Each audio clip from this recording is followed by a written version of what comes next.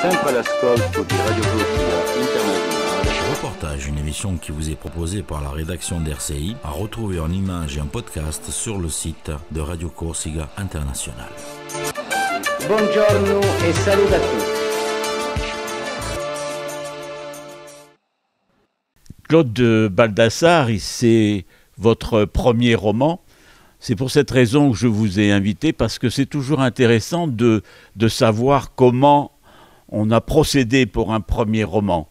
Ce premier roman, je trouve qu'il a un très beau titre et qui correspond tout à fait à ce que vous racontez, c'est-à-dire La Meule du Temps. Alors, on passe plusieurs siècles, j'ai l'impression, avec vous, en compagnie déjà de votre arrière-grand-père et de bien d'autres personnages que nous allons découvrir au fil de notre entretien. Alors, Claude, comment vous avez, depuis combien de temps surtout, vous avez porté votre livre? Vous l'avez, on va dire, enfanté, pensé, etc., etc. C'est tout à fait le terme exact, parce que c'est un travail au départ de généalogie. Et ayant fait ce travail, que j'ai édité d'ailleurs, et que j'avais remis à tous les membres de ma famille, je me suis dit, que vais-je faire de ce travail, de cet immense travail, où il n'apparaissait que certaines fois que des dates de naissance et de décès, sans pour entrer dans l'intimité et le vécu, voire tragique certaines fois, de certains de mes parents, de mes oncles. Et voilà comment a germé l'idée de procéder, en faisant un pas en avant, à en faire un roman et à raconter cette histoire qui est effectivement sur 3 siècles. Et aussi, je me permets de continuer sur le fait que c'est un passage de témoin, une œuvre mémorielle à l'endroit de ma fille, qui en fait est un personnage du roman. Oui. Et elle-même, donc elle devient détentrice de cette histoire qui devient la sienne en fait. D'ailleurs, vous dialoguez avec elle.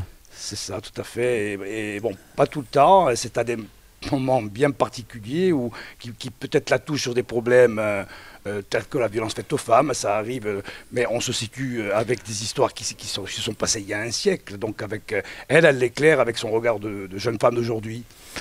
Alors justement, on va un petit peu reculer, hein, on va aller dans les années 1900 à peu près, et donc là, votre arrière-grand-père qui arrive d'Italie, avec ses 3 enfants, vient en Corse. Et dans une région qui est la vôtre, bien sûr, que vous connaissez bien, et vous nous expliquez au départ comment est-il arrivé là, justement, dans cet endroit. Comment a-t-il choisi cet endroit? Je dirais un peu par la force des choses. Hein. Bon, les travailleurs immigrés italiens étaient principalement dévolus à faire du charbon, et le Campoloro Moriani était à cette époque-là une région très riche en arbres fruitiers, tout ce qui était agricole. Et après qu'on arrive ensuite le chemin de fer, et il y avait surtout de la vigne qui était très importante et qui était au moins aussi en qualité équivalente à celle de patrimonio. Jusqu'à ceux qui arrivent le phylloxéra dans les années 1880 et où ça a été l'hécatombe, puisque 85% du vignoble a dû être arraché. Et c'est là que Cervioni et la région de Moriane et du Campoloro s'est tourné vers une autre forme d'agriculture, c'est-à-dire la noiseraie, le noisetier, qui est devenu ensuite ce que l'on connaît avec l'IGP et la noisette de Cervioni. Voilà un peu, donc il y avait une zone attractive au niveau du travail, et ce qui fait que ça attirait beaucoup de gens. Et je vais par là aussi, Cervioni est un village qui a beaucoup intégré par rapport à tous les autres villages du Campoloro. Et je dirais, dans chacun des villages de Corse, la situation cervionique, elle est très particulière quant à cette intégration de ce genre de métier agricole. Mais justement, est-ce qu'il a eu beaucoup de difficultés à s'intégrer? J'ai vu qu'il avait exercé plusieurs métiers. Charretier, il faisait des transports de bois, oui, ça a dû être difficile quand même. De pierre, c'était plutôt, oui. Ce sont plutôt ses enfants qui vont aller vers là. Lui, quand il arrive là, bon, il est un peu désœuvré. Et puis d'ailleurs, lui, en fait, dans son truc, il pense repartir. C'est plutôt sa femme qui le force à rester là, parce que ses allées et venues par la mer, et surtout quand elle-même est restée de l'autre côté de la mer avec ses enfants, ça la rassurait pas trop. Donc il y avait de l'indigence, et puis il y avait de l'insécurité aussi pour elle. Donc c'est elle qui a pris la décision de vouloir s'installer ici. Et ensuite, on voit très vite que après le phylloxéra, il y a la construction de la ligne orientale, de la côte orientale du chemin de fer. Et là, il y a une requête inespérée d'emploi qui va faire en sorte de fixer la famille ici, quoi. là, c'est le moment important, c'est-à-dire on trouve du travail qui valorise l'homme, qui valorise les individus. Ce chemin de fer, il va sauver quand même cette famille, quelque part, un moment en tout cas. Tout à fait, tout à fait. Mais comme il a complètement désenclavé les régions de la Corse et qu'il a redonné, au niveau mondial d'ailleurs, hein, le basculement vers l'industrialisation. Et ici, donc, c'était une source inespérée d'emploi parce qu'il n'y a pas eu il y a eu des ouvrages d'art, il y a eu des dépôts, il y a eu des gares. Ça a généré. Le chemin de fer de la Corse a duré pendant plus de 20 ans jusqu'à arriver, et même certaines lignes n'ont pas été construites. Effectivement, c'était le moment où, je pense qu'il n'y avait pas eu de chemin de fer, je ne sais pas qu'est-ce qui serait advenu de ma famille. Peut-être qu'il serait reparti, peut-être que je ne serais pas là pour en parler, quoi. On lit justement, Claude Baldassari, dans votre livre, qu'il était croyant. Est-ce que c'est important ? Parce que vous-même, vous citez le cimetière Santa Cristina. Et pourquoi vous donnez ce détail l'histoire d'être croyant, à cette époque-là, au XIXe siècle, dans la Corse profonde, je pense que tout le monde l'était plus ou moins. Mais Santa Cristina, par la force des choses, ça devient cette église, cette chapelle qui se trouvait aussi de l'autre côté de la mer en Toscane, portait le même nom. Et donc, il se retrouve sur 2 points avec la même sainte à honorer, par le même village. Et ça crée des connexions, je dirais, intellectuelles et religieuses. Oui. Il y a un chapitre important aussi, c'est le chapitre sur la grippe espagnole, qui là a fait des dégâts, et lui-même dans votre famille aussi, quoi. Tout à fait, c'était son premier-né, donc Raphaël, qui lui naît en 1910 et meurt en 1918. Mais je voudrais rappeler ce qu'est la guerre et ce qu'est la grippe espagnole, parce qu'elle arrivait juste à la fin de la guerre de 1918. Et en fait, c'était les soldats qui eux-mêmes ramenaient ce virus et infectaient leur propre famille. Donc c'était dramatique à plus d'un titre. Et d'autant plus que personne n'en a trop parlé en Corse.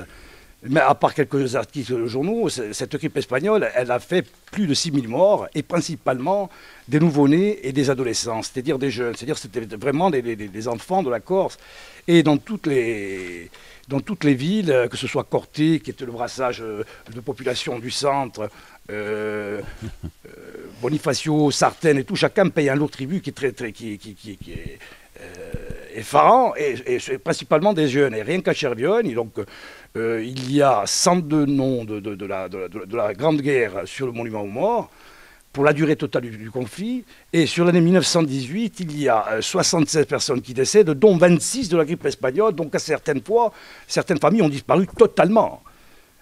Elles ont été décimées. Et donc ça, voilà. Et ce chiffrage, ce macabre chiffrage n'a jamais été exprimé. Donc si on ramène ça à ces 6000 enfants, parce que c'était pratiquement tous des enfants, aux 12 000, 13 000 morts qui figurent sur les plaques des églises et sur les monuments morts relatant la Grande Guerre, on arrive à presque 20 000. C'est-à-dire que la Corse sort complètement exsangue de cette histoire, et elle ne se remettra jamais, véritablement jamais. Elle a perdu sa jeunesse, ses enfants et ses forces actives. Voilà. Et c'était notable, c'était un fait que je voulais souligner. Et moi-même, donc mon oncle, le premier-né, l'aîné de la fratrie, disparaît en 1918 à l'âge de 8 ans. Il y a toujours ce chapitre aussi très important sur la guerre de 14. Et là, vous avez c'est pas que vous ayez une vision, mais vous amenez des informations. Oui, j'amène des informations par la force des choses, parce que j'ai eu un parent qui est mort en 1915 exactement, et qui était un cousin de ma grand-mère, et qui meurt dans la campagne de Gallipoli qui se passe aux Dardanelles. Alors, ça s'est passé comme ça. En plus, le pauvre homme, il a pris une balle perdue sur un bateau alors qu'il arrivait sur le théâtre des opérations.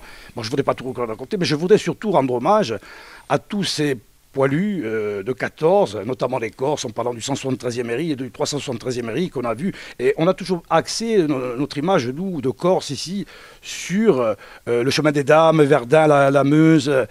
Or, la guerre de 14, ce n'est pas que ça, c'est aussi les Dardanelles. Et l'histoire, et notamment l'histoire de France, a effacé cette histoire où un bon nombre de soldats sont morts, et beaucoup de Corses. Et il faut dire que cette bataille est une défaite, ce qui fait qu'on n'en parle pas. Et ensuite, donc, les les Dardanelles ont été carrément oubliés. Parce qu'à cette époque-là, on se battait sur le sol français où la patrie était menacée, alors que là, le théâtre des opérations se passait à 3000 km. Ce qui fait qu'en plus, c'était un échec total, parce qu'il y a eu 500 000 morts dans cette bataille qui a duré 8 mois, presque équitablement repartis des deux côtés, et surtout un certain nombre de Corses dont on ne parle jamais. Et moi, justement, mon parent, il est dans un cimetière de Turquie, oublié, et personne ne va jamais visiter à ces boulevards. Voilà. Personne ne connaît cette histoire, en fait, des poilus corses qui étaient aussi dans la campagne de Gallipoli, des Dardanelles. Alors, en fin de compte, ce livre, on part d'une histoire familiale, mais c'est une histoire collective. C'est ça qui est intéressant, c'est-à-dire, vous parlez évidemment de vos proches, et on arrive au collectif, à la grande histoire de cette région.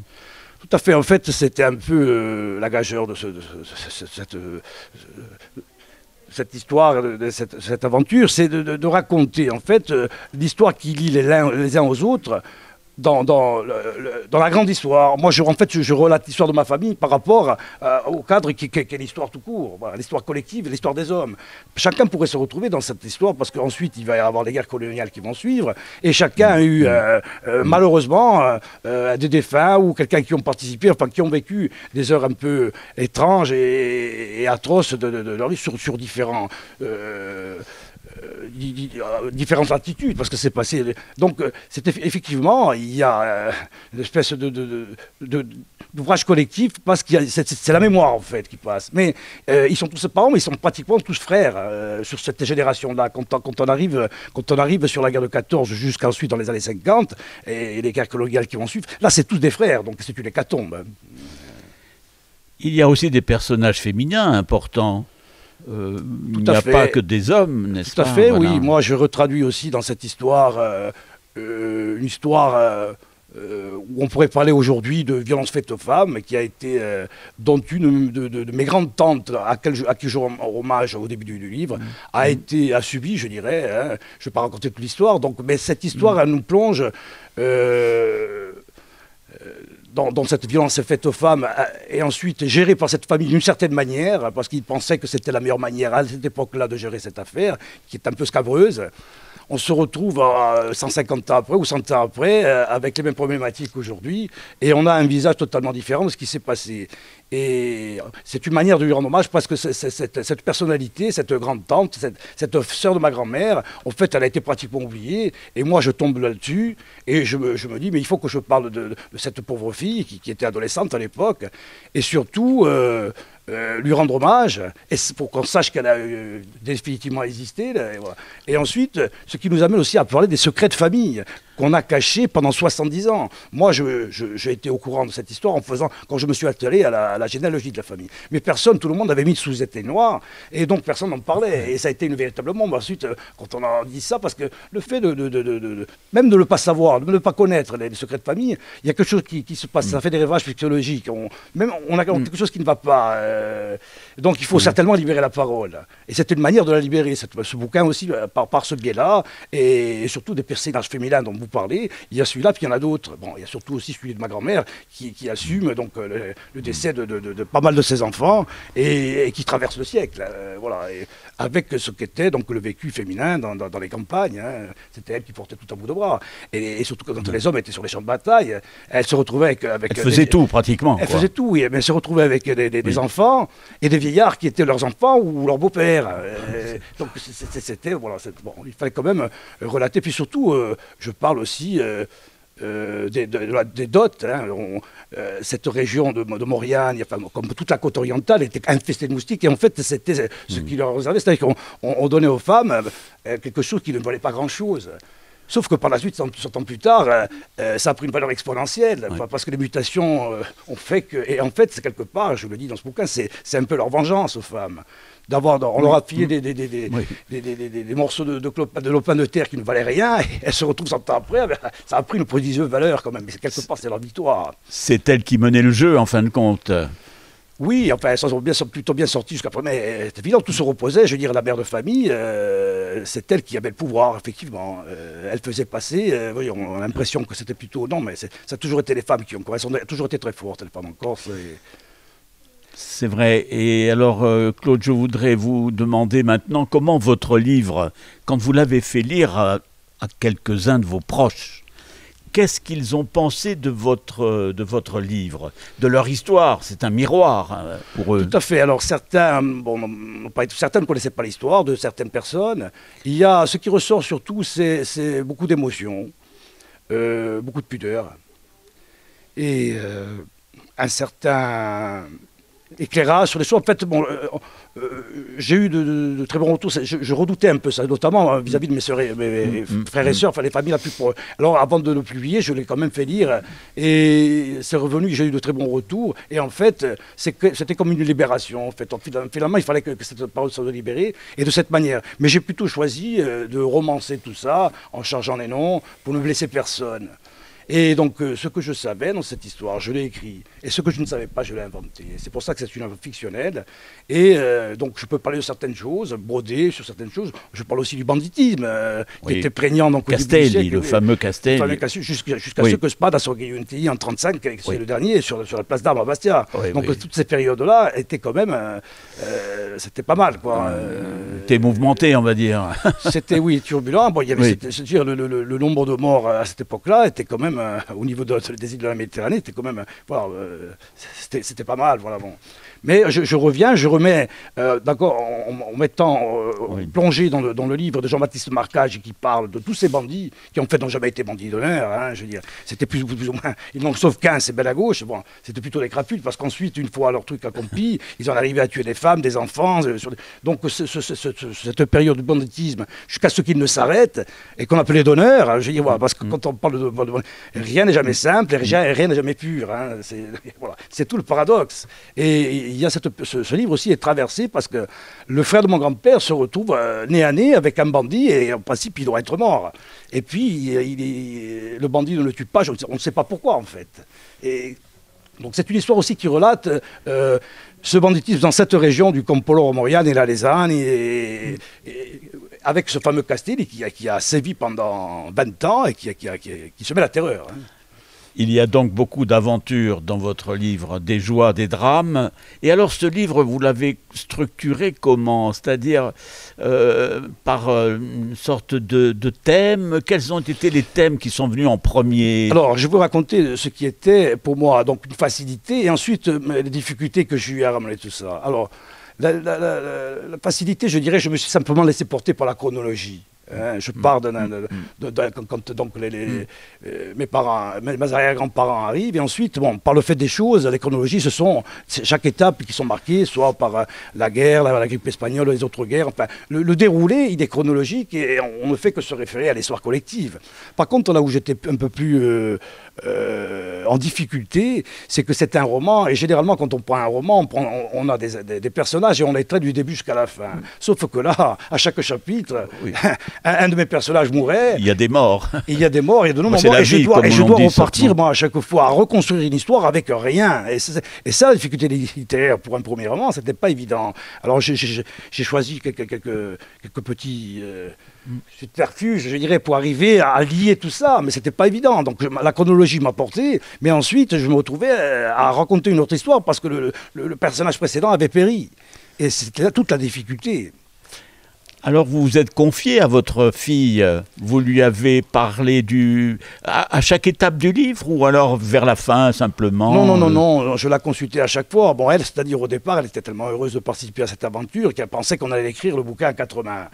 Alors c'est déjà difficile d'en écrire à 2 mains, mais à 4 mains, je lui dis, bon, là on ne va pas s'en sortir, ce sera pratiquement, on va pas aller on va aller vers l'échec. Donc à chaque fois que le chapitre allait vers elle, je la consultais et je lui dis voilà ce que j'ai écrit sur toi, est-ce que tu penses? Oui, elle me disait, je l'aurais pas dit comme ça, mais c'est exactement ce que je pense. Donc moi j'essaie de retraduire et tout, et ensuite je l'ai fait intervenir autant de fois que possible. Elle n'intervient pas à chaque chapitre ou à chaque page, mais au moment où elle a un point de vue féminin, et surtout de jeunes femmes de 30 ans en 2021, qui a un point de vue sur les choses, en se disant voilà sur sur les migrants. Hein, on peut parler, on a vu ce qui s'est passé, ce qui se passe dans la Manche ou ce qui se passe récemment, oui, bien sûr. Ou le cimetière qui est la Méditerranée. Donc on est confronté à ça, on est confronté aux violences faites aux femmes, on est confronté à la résilience par rapport au deuil, parce que je parle aussi de ma mère, qui ça a été pratiquement une analyse. Donc ma fille, effectivement, elle prend au fur et à mesure des chapitres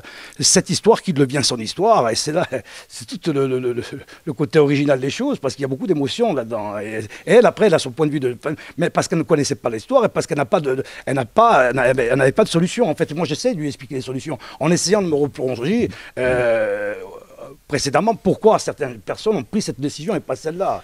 Et qu'on ne pouvait pas être en mesure de juger. On ne peut pas juger avec... D'abord, on ne juge jamais, mais surtout avec 150 ans ou 120 ans de recul, c'est pas possible.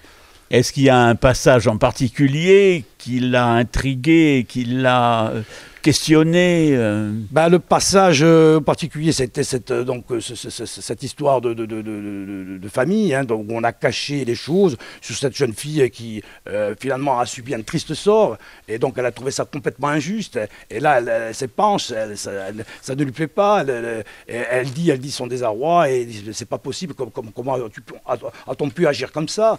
Ensuite il y a eu le décès de ma mère. Je veux dire que moi, c'est quelque chose que j'ai gardé en moi parce que j'ai perdu ma mère très jeune. Et donc, je lui ai caché ce truc-là parce que je ne voulais pas lui faire partager ce deuil. Mais on ne peut pas retraduire un deuil. Donc, je lui ai expliqué, elle m'a dit, mais pourquoi tu ne m'as jamais parlé de ta mère? Alors moi, je lui ai expliqué pourquoi. Mais je lui ai expliqué à travers ce bouquin parce que c'était plus facile pour moi que de le faire. Parce que quand je revenais sur cette histoire, c'était très douloureux pour moi et je n'arrivais pas à l'exprimer. Mais en fait, moi, je me suis aperçu moi-même que j'ai carrément fait une analyse. Je suis rentré à l'intérieur de moi-même et ça m'a libéré totalement de choses que j'avais à dire très intimes entre ma mère et moi. Et la manière dont c'est sorti, elle a très bien compris et elle connaît un peu mieux l'histoire de ma mère. Elle la connaît mieux et donc voilà, il y a ce regret de ne pas l'avoir connue en fait. C'est un exercice redoutable, hein, de rentrer en soi-même, de s'auto-analyser, enfin... Ça a été la période la plus dure, parce que bon, je dirais qu'il n'y a rien de plus barbare que quelqu'un qui parle de lui, et surtout que quelqu'un qui n'a pas envie de parler de lui. Et là, moi j'avoue que cet exercice de mise à nu m'a profondément marqué, et j'étais mal à l'aise avec ça. C'est pas spécialement ce que je fais de mieux. Je préférais parler des autres.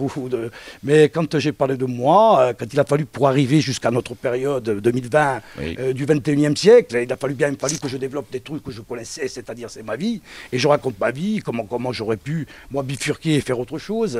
Donc ça aussi, c'est des choses que chacun a pu vivre. Quand on part ici de Bastia, et puis quand on s'engage dans l'armée, on peut choisir, on peut choisir bien malgré nous d'autres voies qui nous sont imposées. Bon là je ne veux pas rentrer dans le détail, mais on le lira, mais moi aussi j'ai dû à un moment donné remettre à l'heure le chronomètre de mon existence parce que j'avais peut-être enfourché une voie qui n'était pas spécialement la bonne.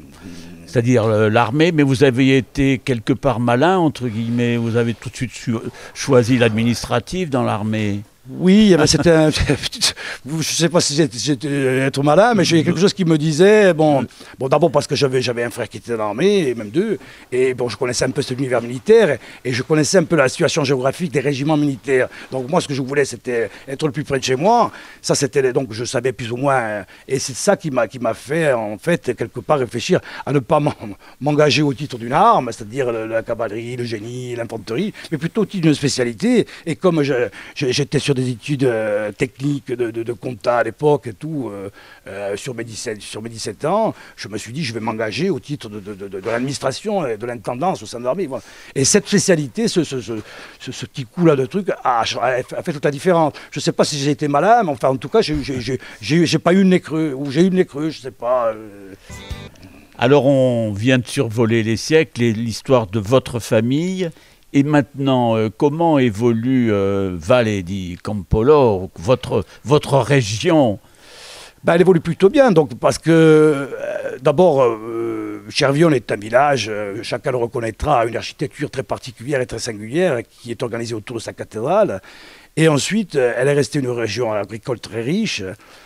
Parce que la noiseraie est replantée à la place de la vigne, et cette noiseraie, son produit est reconnu. Ensuite, culturellement, la région de Moriani, Cervione, du Campoloro, il y a quand même des activités denses du culturel. À Cervione, nous avons une association qui s'appelle la DESEC, dont je fais partie. Et depuis 50 ans, moi ça fait 40 ans que on a fêté le 50e cette année, l'année dernière, qui a un musée, qui a une banque de données de la langue, qui a une radio, Donc, et qui est à peu près la tête de pont de tout ce qui peut se passer en Corse. C'est d'abord tous les ans, parce que tous les ans, il y a la journée de la langue à la DESSEC. Donc, tout le monde. Donc, je dirais, à travers, c'est devenu un phare culturel et ça le demeure. Même si chacun, on prend un peu de bouteille et on voudrait bien que les jeunes viennent un peu nous seconder. Mais donc cette région-là, en fait, elle est restée avec son passé, notamment quand vous visitez le musée de la DESSEC, c'est un musée ethnographique d'art et tradition populaire, où on a à chaque fois, sur chaque outil, vous avez ce qui s'est passé dans cette région, au niveau des agrumes, au niveau de la vigne, au niveau des oliviers, au niveau ensuite des noisetiers. Enfin, et ce qui est magnifique dans ce musée, je le dis, parce que c'est que chacun, on n'est pas propriétaire des œuvres qui sont exposées là. En fait, ce sont des dépôts. Et les gens peuvent venir les retirer. Et chaque fois, la fois, je discutais avec quelqu'un qui disait, tu vois, ça, c'est la faute de mon grand-père. Il y avait ces marques. Donc, c'était très émouvant. Et moi, je me sais que j'avais été confronté à un problème d'assurance. Je ne pouvais pas assurer ce qui n'appartenait pas au musée. Donc, c'était il y avait un musée juridique. Là. Donc, c'est un musée qui a une âme. Et je vois à chaque fois le livre d'or qui est signé à chaque fois. Les gens le font remarquer. Ici, tout d'autres musées en Corse, et ici, ils se disent, mais là, vraiment, voilà, on y a marqué, cet objet a été déposé par la famille Intel. Par exemple, c'était ma belle-mère qui avait tressé un hôtel avec, en période de Pâques, une rougette, elle avait fait tout ça. Bon, c'est monstrueux. En fait, maintenant, ma belle-mère est décédée, mais son truc est toujours là, son travail est là. Et je veux dire, et cette œuvre appartient à la famille. Elle appartient en fait à tout le monde. C'est collectif. Mais voilà, personne n'a fait l'acquisition. C'est des gens qui spontanément ont fait des dons au musée, pas des dons, des dépôts, des legs. C'est des dépôts. Donc, c'est-à-dire qu'à tout moment, ils peuvent venir les retirer. C'est pour ça que ça a une âme, parce que chacun sait très bien, voilà, qu'il y a une espèce de filiation par rapport aux outils. Et les outils qui sont agricoles. Voilà. Et c'est tout le charme de l'ethnographie, finalement. Donc, votre livre, c'est une continuité mémorielle, avec aussi une relation avec le musée. Enfin, vous êtes dans le même état d'esprit, quoi, voilà. Oui, c'est une espèce de continuité, mais surtout, quand on parle d'une région, elle est marquée, je dirais, par la force des choses, par un passé, par des traditions, par une culture. En fait, c'est ce que nous sommes, c'est ce qu'on nous a transmis, qui fait en sorte ce que nous sommes devenus. Et je dirais, voilà. Et donc après... l'originalité, je veux dire, de ce roman, c'est qu'il traite la petite histoire d'une famille qui pourrait être l'histoire de pas mal de familles, en fait, mais à travers l'histoire collective. Et avec cette chronologie qui nous amène donc des années 1880, 1870 jusqu'en 2020, et qui devient finalement l'histoire de la prochaine génération, qui est maintenant, moi j'ai suivi le passeur, j'ai servi de passeur de continuum, mais ensuite... chacun aura au moins le mérite d'être figé, ça ne se perdra pas puisque les écrits demeurent. Vous allez présenter votre livre à Tcherviol, ça paraît évident. Oui, c'est un passage obligé. Donc, sous l'égide de la DESSEC, je compte faire une première signature avant d'aborder les librairies, notamment Bastiaise et autres en Corse. Et donc, ce sera prévu incessamment, je veux dire, peut-être pas pour les fêtes là, mais peut-être dès le début de l'année, parce que bon, là, on arrive un peu trop... sur une période où la situation sanitaire peut-être risque de se dégrader, donc on ne va pas trop prendre de risques quand tu as convoqué des gens sous l'égide de la DESSEC. Donc ce serait, parce que la DESSEC donc, fait que sa journée tous les ans en plein été, il y a une conférence de printemps, une conférence d'hiver, donc ça remplacerait une de ces conférences. Donc oui, effectivement, par la force des choses, et parce que moi-même, j'appartiens à Tcherviol, j'appartiens à la DESSEC. Ça, on l'a bien compris, c'est la moindre des choses que de proposer aux gens de la région, de l'association et du village d'avoir la primeur de ce livre, de faire une signature. Alors ce livre, comme on dit, il est en vente dans toutes les bonnes librairies et je sais il est bien distribué. Si je lis, parce qu'il faut que je lise, n'est-ce pas, Amazon, Fnac, Cultura, Chapitre, De Citre, quand même Réseau Hachette. Donc je pense que beaucoup de lecteurs pourront trouver avec votre livre plein d'informations et le plaisir de vivre avec vous. Parce qu'on vit votre histoire quand d'abord on s'entretient avec vous. Oui. Et on est heureux de voir combien vous êtes collé à votre région, combien vous l'aimez. Ça, on le sent dans ces pages. Il y a 246 pages, mais qui s'avalent avec un plaisir fou. Et on est évidemment avec vous dans ce livre. Voilà, Claude, je vous remercie pour cet entretien. Et nous allons pouvoir lire votre livre, enfin. Merci de m'avoir invité.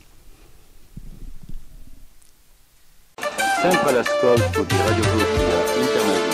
Reportage, une émission qui vous est proposée par la rédaction d'RCI, à retrouver en images et en podcast sur le site de Radio Corsica International. Buongiorno e saluto a tutti.